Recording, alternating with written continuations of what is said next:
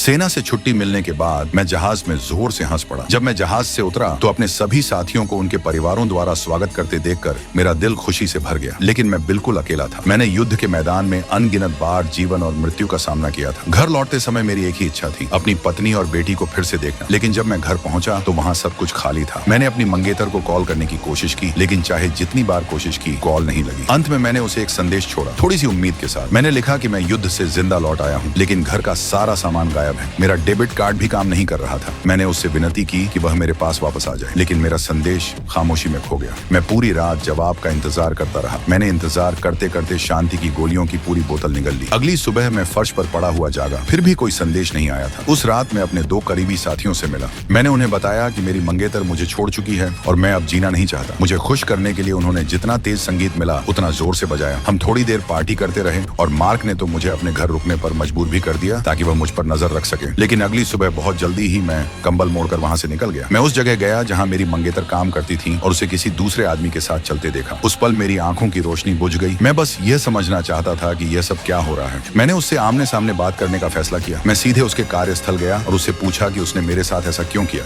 लेकिन उसने मुझे तुरंत चले जाने को कहा और बोली कि सब कुछ खत्म हो चुका है। ऐसा लगा जैसे मैं एक अंतहीन गड्ढे में गिर गया हूँ। मैंने उससे मुझे वापस अपनाने की गुहार लगाई, लेकिन उसने कहा कि जिस पल मैंने सेना ज्वाइन की थी उसी पल हमारे बीच सब कुछ खत्म हो गया था और फिर से उसने मुझे जाने को कहा। अगले ही पल बिना किसी हिचकिचाहट के मैंने अपनी बंदूक निकाली और उसे अपनी ओर कर लिया।